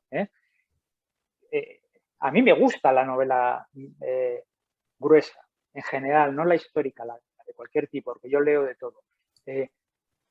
Comenzar una novela requiere un esfuerzo. Comenzar a leer una novela requiere un esfuerzo. Una novela de cualquier tipo. Un esfuerzo intelectual, porque necesitas aprender los códigos, aprender la forma de escribir de ese autor en concreto. Y resulta placentero, o más placentero como lector, meterte en una novela y permanecer en ella durante mucho tiempo. Y nada, no existe mejor elogio para un autor que le digan: me dio pena que se acabara, ¿no? Ese es el gran elogio que te puede decir alguien. Por eso la tendencia a escribir novelas gruesas. Yo personalmente tengo cierta tendencia a la verborrea, entonces, bueno, pues me enrollo bastante y a mí me va bien ese formato, el formato largo. Me gusta, me siento muy cómodo en él. Y entiendo además que no es sencillo y de alguna forma mi vanidad como autor se ve recompensada al trabar un gran artefacto literario de gran tamaño. Muchas gracias. En mi caso, yo leí hace poco pues yo creo que fue en Twitter, ¿no? En este grupo que estamos así mucho el canista, y decía, una novela histórica necesariamente es que tiene que ser muy larga. Y entonces ahí pensé, se ha enterrado mi posible carrera de novelista, porque mi novela es muy breve. Entonces, yo soy como tú, Albert, o sea, yo cuando cojo una novela quiero que me dure y la disfruto si es larga. La realidad es que mi novela es breve, también quizá porque tengo o sea, al final, cuando escribes algo más académico tienes que decir mucho en muy poquitas palabras porque te fijan el número de folios o incluso de caracteres y a lo mejor es esa especie no sé si de deformidad o de formación, perdón, sino de hábito el que me ha hecho sintetizar, pero sí, mi novela, a ver, la tengo aquí, yo creo que no llega ni a las 300, no llega ni a las 300 páginas, o sea, se quedaría fuera completamente del prototipo de novela histórica. A lo mejor ya me tengo que dedicar claramente a otra cosa, ha sido muy bonito mientras duró, pero ya se acabó mi mundo de la novela, ¿no? No lo sé. Muchas gracias. Bien. Antonio Sánchez de Mora, desde Sevilla, entiendo. Adelante, Antonio, un placer siempre tenerte. Hola, hola a todos. Desde Sevilla, sí, desde casa, pasando. Os mando un poco de calor a Santander y a San Sebastián, porque ya que lo pedíais, porque nos sobra, ¿eh? Nada, lo primero, lo primero que por fin he podido conectarme a estas tertulias, que por el formato de fecha y hora, pues no siempre lo tengo fácil. Lo segundo, dar la enhorabuena, aunque tengo que confesar que la tengo que dar parcialmente. Cuando lea la novela, que no la he leído, seré uno de los que haga una crítica constructiva, lo prometo. Pero me parece muy interesante porque, tenía aquí apuntadas varias cosas, ¿no? Del valor de la novela, digamos, de esa escritura divulgativa distinta de la del ámbito académico, y me subo a María en que tenemos que dividirnos, cambiar de registro, y pues si hay que hacer un registro o dar una conferencia a un nivel académico, pues se utiliza un lenguaje y una temática, y si nos cambiamos de registro a algo mucho más divulgativo, pues lo primero, el logro de conseguirlo, y lo segundo, que es perfectamente compatible, porque es lo que comentabais antes, ¿no? que llega a muchísimo más público, y la seriedad en realizar la labor previa de documentación pues no va reñida con darle ese toque divulgativo y unas licencias que sean compatibles, ¿no? Ese es el mérito de la novela histórica, que no se trata simplemente de contar algo del pasado con la perspectiva del presente que decíais, ¿no? Así que en ese sentido, pues me sumo a todo lo que habéis estado hablando. De la extensión, yo agradezco cuando son breves, porque sí, como tengo poco tiempo y que ya quisiera tener más, me viene bien que no sean muy largas, aunque se disfruta mucho con la novela en profundidad. No, era un poco por sumarme a estas cuestiones que se están tratando en la tertulia, ¿no? Que creo que hay una labor divulgativa de los profesionales del ámbito académico que debemos de hacer compatible, porque así es como llegamos al público. Si nos planteamos, por ejemplo, con esta exposición de mis compañeros, con Braulio, que es un tertuliano, que no sé si está hoy con nosotros, el viaje más largo, pues creo que yo que sé también y he jugado un poco con ese tema de la divulgación a través de exposiciones, sé que es una gran exposición y que la pandemia limitó, pero por fin va a San Sebastián, ¿no? Así que perfecto. Y nada más, o sea, un poco participar en lo que se estaba diciendo. Ánimo con el grumete de Santander, que nunca se sabe qué puede salir por ahí. Va saliendo. Va saliendo, Va saliendo, ¿no? No figura en toda la expedición, nada más que a la salida y al regreso. No figura en ningún documento, es más, ni siquiera en la caja de especias que trajo. Ahora ya me apoyo en una que he descubierto que contiene 2 suelas de zapato, que me hace ilusión que a lo mejor era la de él, porque no tiene nombre, o un talego que tiene una cruz pintada con almagre. No figura pero cobró las especies, luego las trajo. El documento sí aparece de que cobró por su parte en las especies. Después ya todo han sido palos de ciego, donde sí le encontró muchos ya con 20 y bastantes. Estuvo con Caboto, volvió, y eso me lo ha pescado Tomás Mazón, a cada uno lo suyo, pero yo le tengo en protocolos notariales como maestre, y con un galeón yendo y viniendo a Cabo Verde y a América, a San Juan de Ulúa, por documentos, por protocolos notariales. Pero de cómo eran, de lo que decíais, de cómo sentía, de cómo pensaba, no tengo ni pajolera idea. A ver si sale algo más. Eso es. Gracias, Antonio, también por tus palabras. Y venga, a ver si tengo De mi nada. primer lector crítico que me dice de verdad lo que ha sido la novela, porque es breve, porque es pequeñita. Hombre, nosotros, pues, me apunta, la buscaré. Me imagino, María, que te pasa lo que me pasa a mí, que cuando somos historiadores y más de una época que estamos investigando, pues cuesta mucho más trabajo acercarnos a la novela histórica, porque es que, aunque no queramos, es que somos muy críticos, porque hay cosas que enseguida chocan y chirrían, ¿no? Y luego hay que, al mismo tiempo hay que ser un poquito permisivo, ¿no? Receptivo. Bueno, estás en otro registro, disfruta de un poco también de lo novelado, ¿no? Porque luego la misma documentación te puede sorprender, ¿no? Y el averiguar, pues, cómo era el Cano, pues me imagino que después de ver muchísimos documentos y crónicas, pues te vas haciendo una idea, ¿no? Y al final hay veces que te dan una percepción del personaje y dices, oye, no, pues yo no lo veo así. Yo, por ejemplo, Braulio sabe que no soy muy pro el Cano, yo soy más de Magallanes, no sé por qué, no sé por qué, pero es un personaje que me atrae más Magallanes que el Cano. Pero es verdad que tú te haces una idea preconcebida a partir de los documentos o de que sea un grumete y luego te encuentras con que ese grumete, pues a lo mejor es grumete pues, porque la vida le llevó a ello, pero que podía haber llegado a mucho más. Ahora estamos nosotros que vamos a sacar una pequeña publicación desde el archivo hablando de un marinero vasco de la expedición, uno del Lekeitio, y a mí me sorprendió cuando se leen los documentos que es que sabía leer y escribir y cuando Gonzalo Gómez de Espinosa, que era un oficial, no lo sabía. O sea que un marinero sabía leer y escribir hasta el punto de anotar los testimonios de uno y de otro. Y acaba como escribano, luego y además era joven, o sea que ese tuvo que recibir una formación. O sea que el grumete a lo mejor iba de grumete, pero vete a saber lo que sale de él. Ah, eso quisiera yo saber. Va saliendo, ¿eh? Le tengo hasta los 40 y muchos, pero sí, por los pelos, con pinzas, así. Bueno. Pues ya es mucho, Tengo un año todavía. Por cierto, el sábado estaré en San Sebastián, ¿eh? El sábado estaré en San Sebastián. El sábado ya me gustaría a mí y a más de uno poder estar. Y tanto, y tanto. Oye, BVC... recordad que disfrutad de la exposición y bueno, ya sabéis, Braulio Vázquez y Guillermo Branc y Antonio Fernández también son los 3 comisarios. No sé si estarán o no estarán, pero desde luego el principal mérito es de ellos, ¿eh?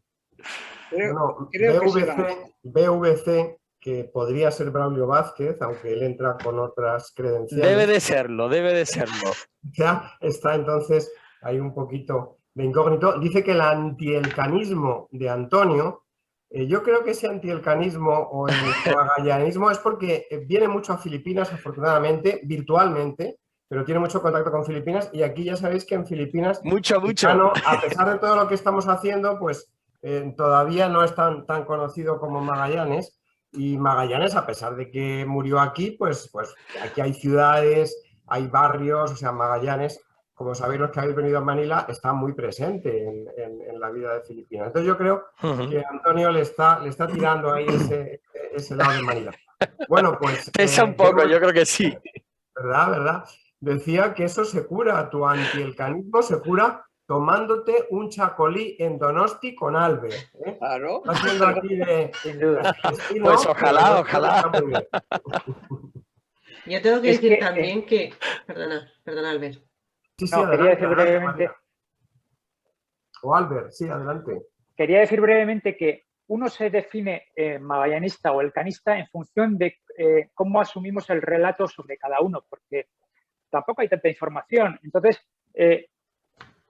cogemos lo que sabemos del Cano, cogemos lo que sabemos de Magallanes y el que nos parece más majo o se adapta más a lo que nosotros creemos que es un tío majo o yo qué sé qué, con eso nos declaramos elcanistas.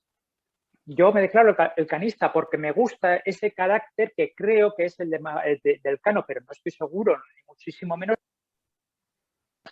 él realmente así, pero da sensación de ser ese típico guipuzcoano que yo reconozco también y que represento mal, parco de palabras, serio, recto, ese hombre que aparece en los cuadros de Zuloaga, ¿no?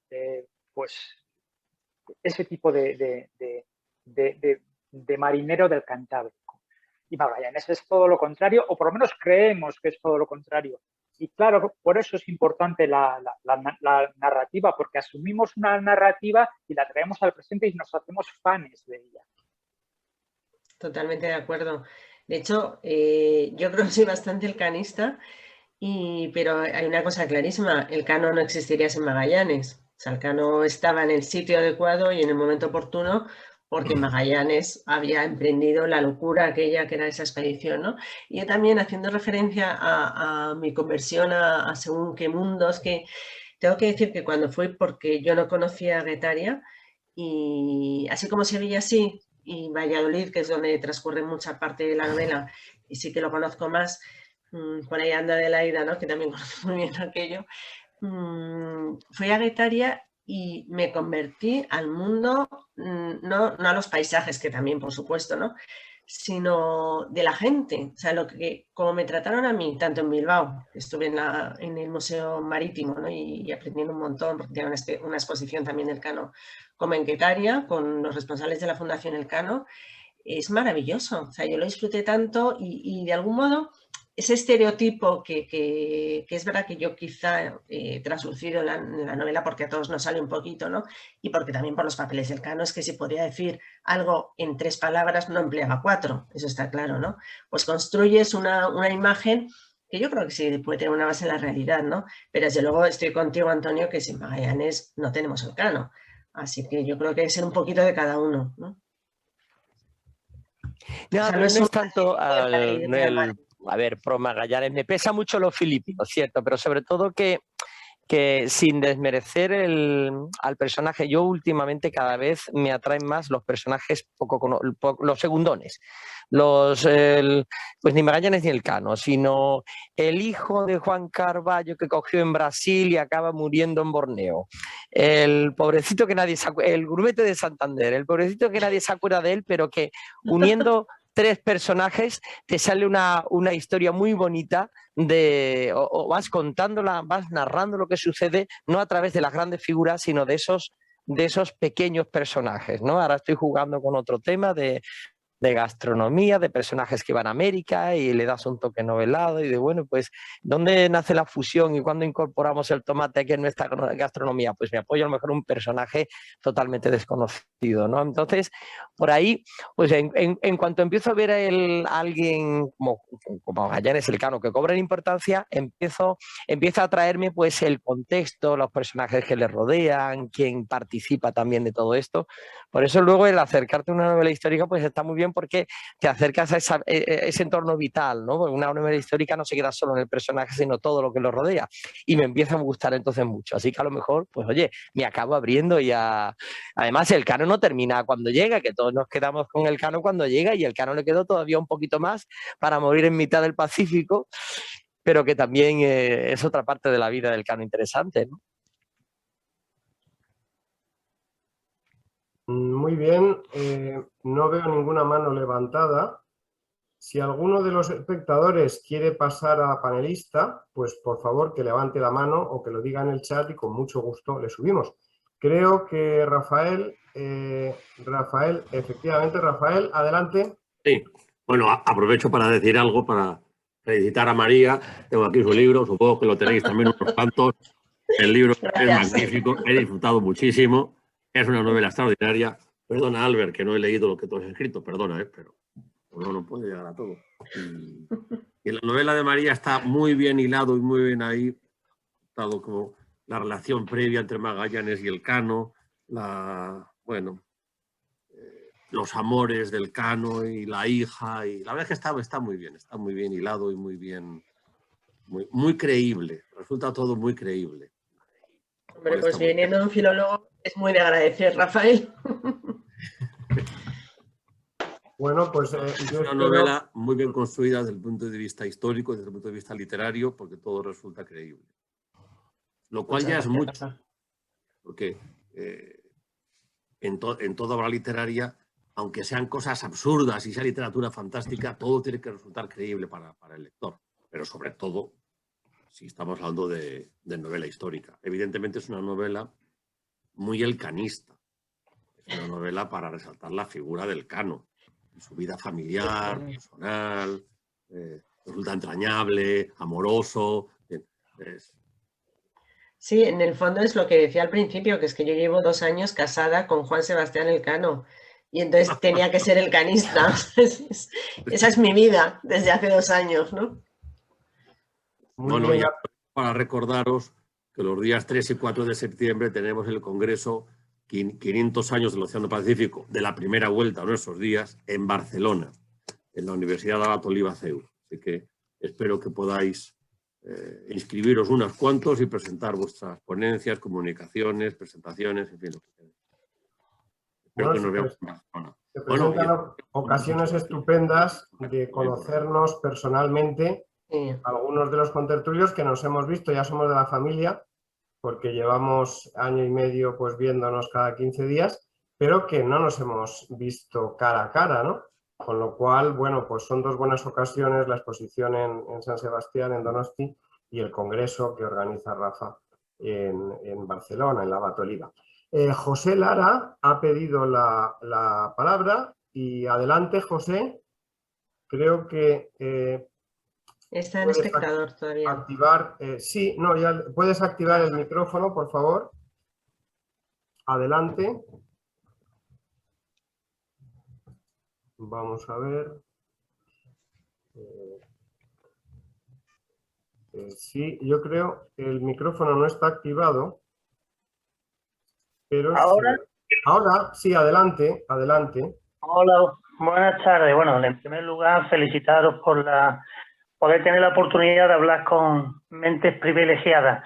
En este caso, yo solamente me quiero identificar como un simple lector y no puedo daros argumentos para tener una tertulia intelectual. Lo que sí os puedo decir es que de las novelas que he leído, y en este caso siento mucho no poder haber leído todo, pero sí tengo delirio con las novelas de Albert Vázquez.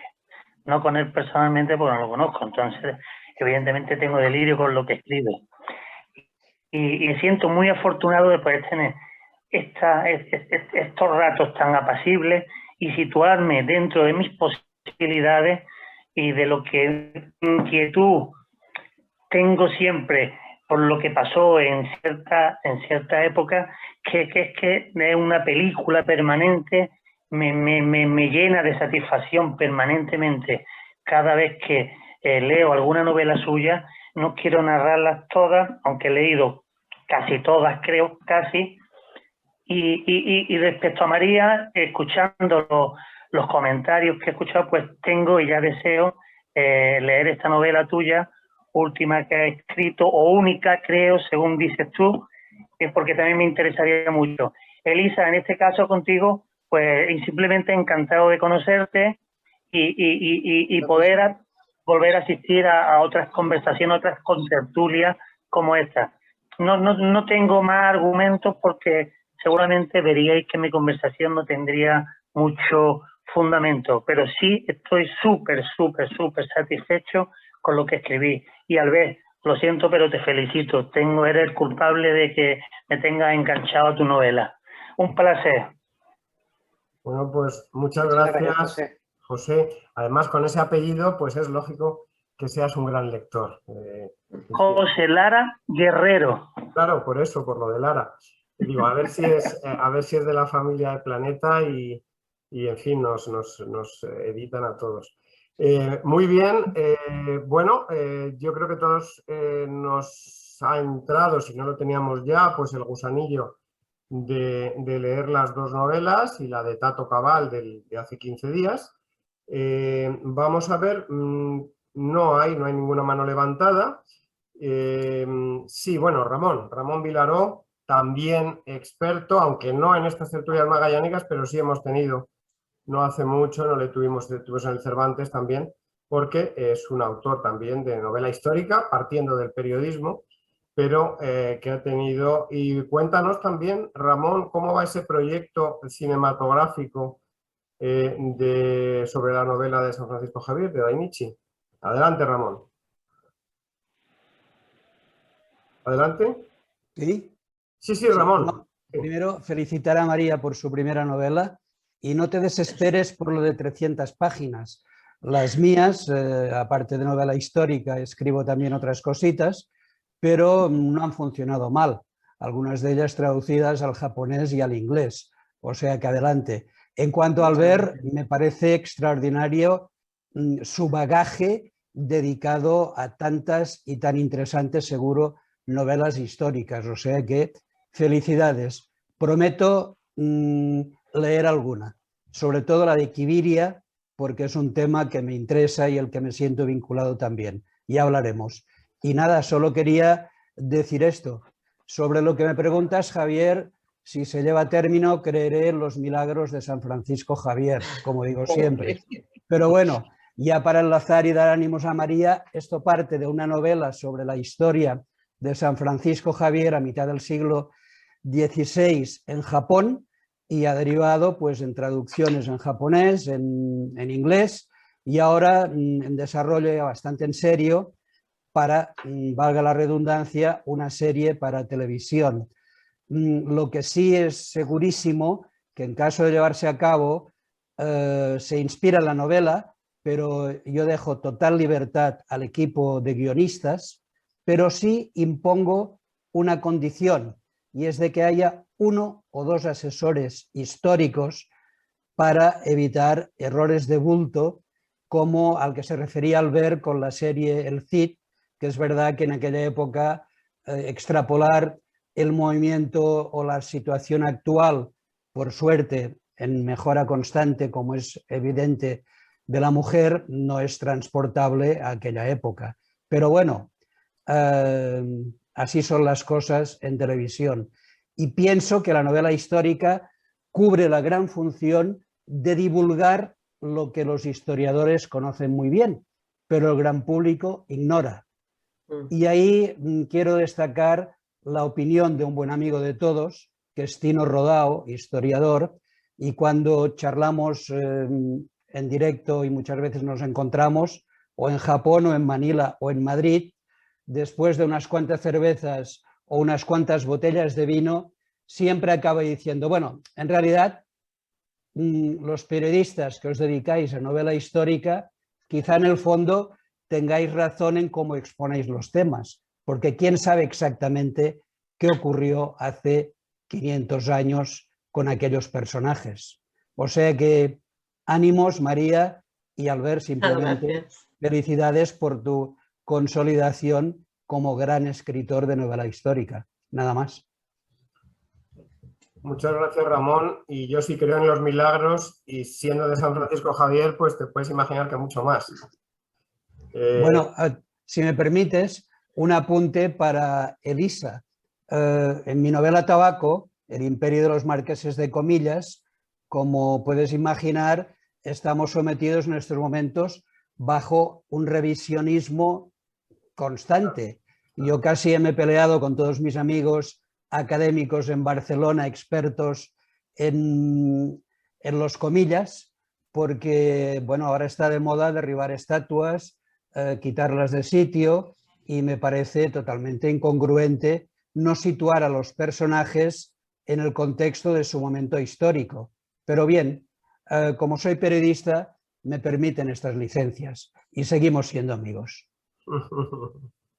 Novela muy buena, Tabaco, y que debería reeditarse, por cierto. Gracias, Rafael. Espero con tu ayuda. A ver, ¿me dejáis un minuto? Sí, claro, Elisa, adelante. Al hilo de lo del Marqués de Comillas, vamos a ver, que eso ya es siglo XIX, evidentemente, que es una incongruencia lo que están haciendo con él. Te diré, como periodista, como tú que eres periodista, no yo, que el último libro de Carmen Cózar Navarro, que se llama La Horca del Atlántico, el mayor negociante negrero era de Cantabria y no era el marqués de Comillas, era el clan de los Martínez y fue el mayor negociante negrero. O sea, como el Martínez no llegó a marqués, no pasa nada. No tiene una estatua, no se la pueden tirar. Y al marqués de Comillas le tiran la estatua con todo lo que hizo el marqués de Comillas por Barcelona, que por eso le pusieron la estatua. Esas incongruencias de hoy en día. Hay que decir, Elisa, que el Ayuntamiento de Barcelona, al menos hay criterio histórico, y se ha dejado el pedestal, con lo cual queda perfectamente... A lo mejor vuelve.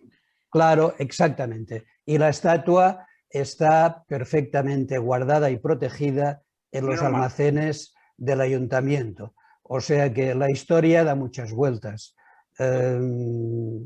Esperemos que se haga justicia, porque es cierto que el marqués de Comillas lo que hizo por el conjunto de España y en concreto para la sociedad catalana y barcelonesa, sobre todo como protector del gran poeta nacional catalán Jacint Verdaguer, que se permitió el marqués financiar ni más ni menos que una edición de 200.000 ejemplares, que no es moco de pavo en aquella época, de Oda a Barcelona, en los Jocs, en la exposición internacional.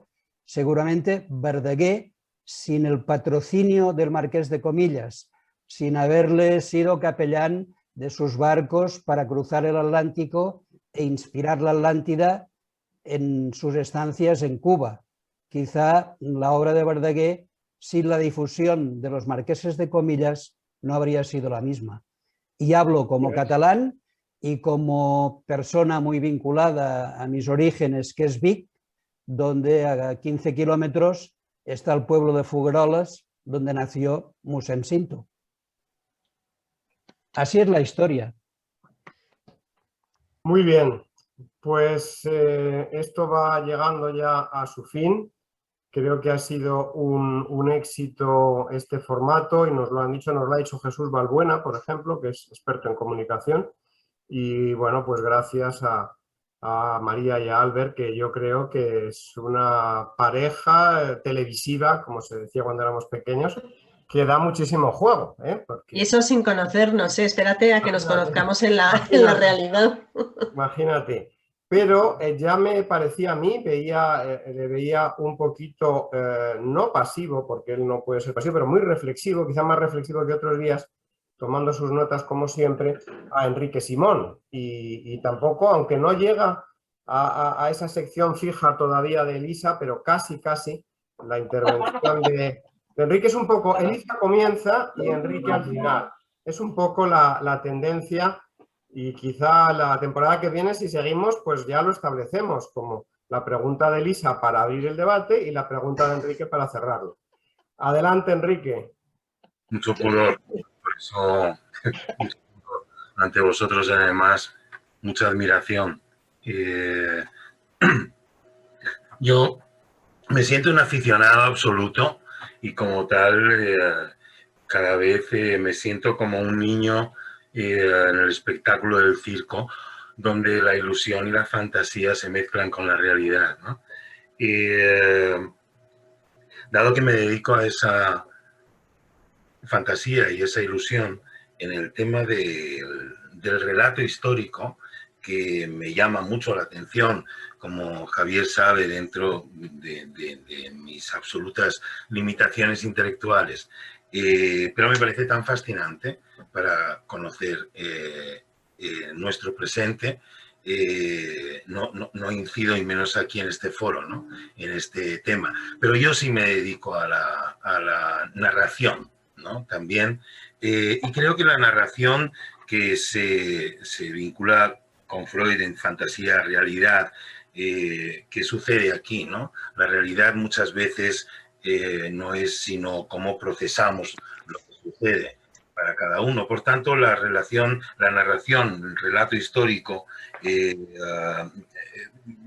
per se puede parecer perverso, perdón por en el sentido de que siempre hay una subjetividad, ¿no? Cada vez hay estudios acerca de ello, de este cartel inicial de basado en hechos reales, ¿no? Hay tantas narrativas basadas en hechos reales que transforman esos hechos que creo que es muy delicado.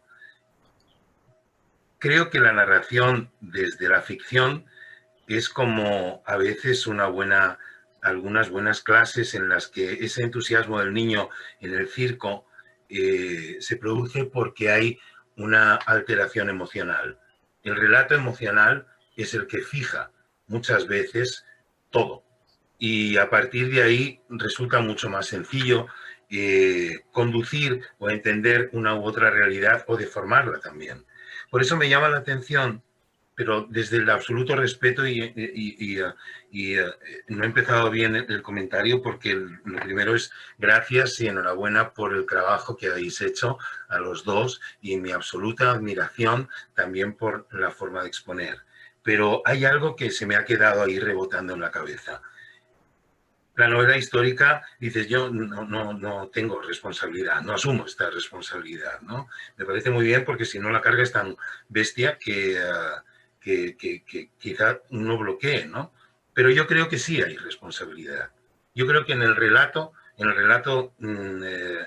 especialmente en el histórico, hay una responsabilidad. En el relato en sí hay una responsabilidad. Porque estamos contando algo de una manera. Entonces, ¿cuál es la responsabilidad? Estamos traduciendo, perdón, algo que sucedió para entenderlo ahora, ¿no? La responsabilidad es la que cada uno asuma. Entonces, lo habéis dicho muy claro, ¿no? Hay una... la única diferencia, la más salvaje, perdón, para mí, es que el relato técnico, digamos, académico, es un relato que se queda en lo racional y el otro relato se queda en lo emocional, parte de lo emocional, perdón, dicho, en los dos, ¿no? Y creo que esto hay que tenerlo en cuenta. Creo que hay una narrativa desde lo emocional que puede no prescindir de esa narrativa y de esa reflexión intelectual de lo académico y que además es necesario. Habéis puesto un ejemplo, no es el pelirrojo, ¿no? Y la respuesta tuya, María, es sí, hay pelirrojos desde mucho antes, ¿no? Entonces, de repente esa imagen puede servir, no sabemos hasta dónde, ¿no? Esos pequeños detalles que de repente a un niño le generan un carácter o a un espectador le generan un criterio u otro acerca de su procedencia, de dónde estamos, del contexto y por tanto, cómo puede construir este nuevo presente y ese futuro, ¿no? Solamente quería hacer este comentario, aportación, nada más, por lo que me atañe, lleno de pudor, pero ya está, gracias, no me extienda. Muchas gracias, Enrique. Hombre, por hacer un pequeño comentario al respecto, ¿qué responsabilidad tiene el autor de una ficción, ¿no? Los hombres y mujeres de mi generación asistimos al estreno de una gran película llamada Tiburón y los hombres y mujeres que viven en la costa como yo y que tienen a la playa al lado de casa, pues hemos vivido atormentados por esa película. Yo he vivido atormentado siendo chaval, me iba a bañar y no podía dejar de pensar en el tiburón. ¿Tiene por ello Steven Spielberg una responsabilidad? Pues digo claramente que no. No tiene ninguna responsabilidad más allá de la artística. Podemos y debemos juzgar esa película con criterios artísticos. Si es una buena película o si no es una buena película. Pero no creo que él tenga más responsabilidades y me cuesta mucho como autor asumirlas. Yo no obligo a nadie a leer mis novelas. Todas las personas que leen mis novelas lo hacen voluntariamente. Y intento ser muy honesto en ellas. Quiero decir que creo, y además me vanaglorio de ello, de ser un autor honesto. Pero hasta ahí. No voy a asumir responsabilidades que no me competen. Y hay mucha tendencia en algunos sectores de la sociedad y de la intelectualidad a arrojar sobre las espaldas del novelista responsabilidades que difícilmente puede soportar, ¿no? entrar en debate, yo creo que Spielberg sí asume una responsabilidad.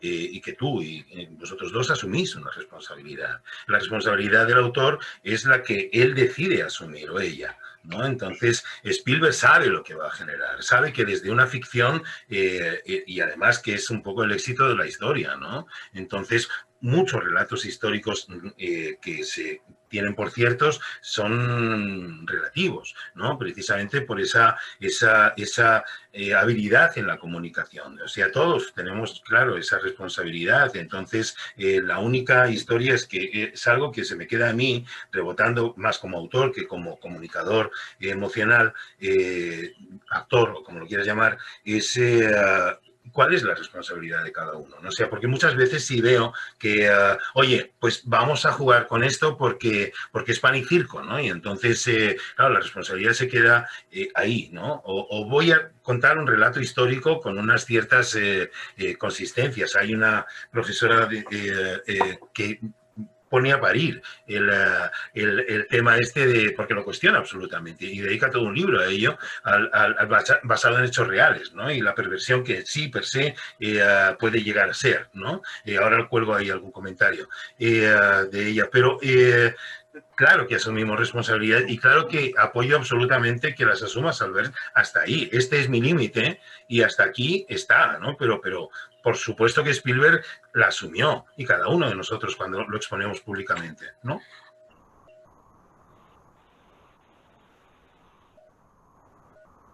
Pues supongo que es una cuestión para debatirla muy despacio, porque estamos hilando bastante fino. Y como hilamos fino, probablemente acabemos poniéndonos de acuerdo razonablemente. Pero como es un tema que es recurrente en la vida del novelista, de la persona que se dedica a ficcionar hechos históricos, pues lo tengo fresco en la mente, ¿no? Y por eso digo, bueno, cuidado, no me pidáis cosas que yo no puedo ni quiero asumir, pues porque no es mi terreno. En mis libros ponen en la portada la palabra novela. Y novela es novela, y no es otra cosa. Muy y bien. la gente que cree que a la novela histórica se le pueden hacer exigencias extraliterarias, a mi juicio, está equivocada. Solamente apuntar que no es una crítica, sino un comentario, una reflexión que Sí, sin duda, sin duda. Por supuestísimo, por supuestísimo. Desde luego da para una tertulia, la responsabilidad del creador literario o del novelista, y ahí lo dejamos. A lo mejor hacemos una tertulia al respecto y el debate sería Albert Enrique, otra pareja artística que podrían hacer de las tertulias. Bueno, ya va siendo hora de comer, pasada la hora del aperitivo, creo, en España, con mal tiempo, pero en cualquier lado, cualquier lugar. Bueno, ya veo que Rafa, que Elisa ya están tomando su copita.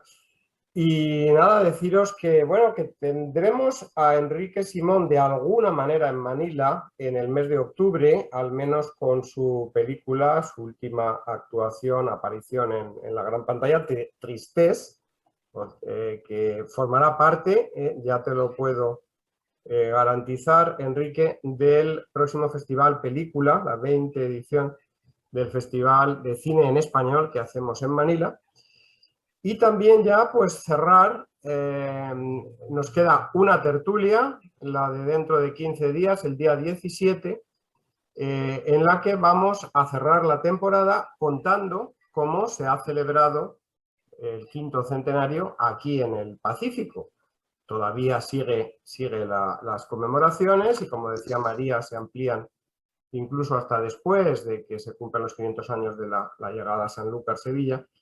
Pero aquí pues tuvimos, como sabéis, celebraciones en Guam. María estuvo también presente en Guam. En Filipinas yo tuve la suerte de ir el mismo día, 500 años después, a las islas de Suluan y de Jomonjón. Y luego también en Molucas. Entonces, 3 testigos y personas que estamos en el mundo de la cultura y de la difusión cultural, pues vamos a contaros cómo han sido esas celebraciones. Carlos Madrid, contertulio y conocido también de muchos de vosotros, nos contará lo que pasó en Guam. Yo lo que pasó en Manila, bueno, en Manila, perdón, porque en Manila no ha habido celebraciones, Manila, como sabéis, no se llegó.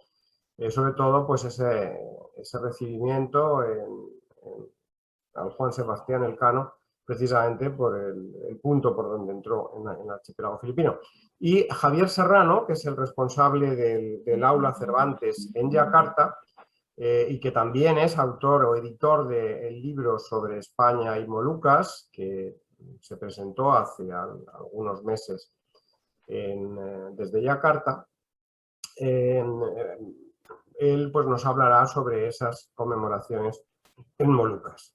Y a partir de ahí, pues bueno, ya daremos las felices vacaciones a todo el mundo y lo que sí os pido es un poco ideas para cómo seguir ya después del verano, si seguimos todavía con Magallanes y Elcano, o si cogiendo el hilo de Magallanes, de Elcano, perdón, pasamos ya a la siguiente expedición en la que muere Elcano. En fin, sentiros libres, perdón por casi el anglicismo, ¿no?, de sentiros libres de enviar propuestas e ideas sobre cómo continuar las tertulias. Yo creo que acabaremos una etapa que empezó casi sin querer en el momento en el que estalló la pandemia con alguno de vosotros, algo muy familiar.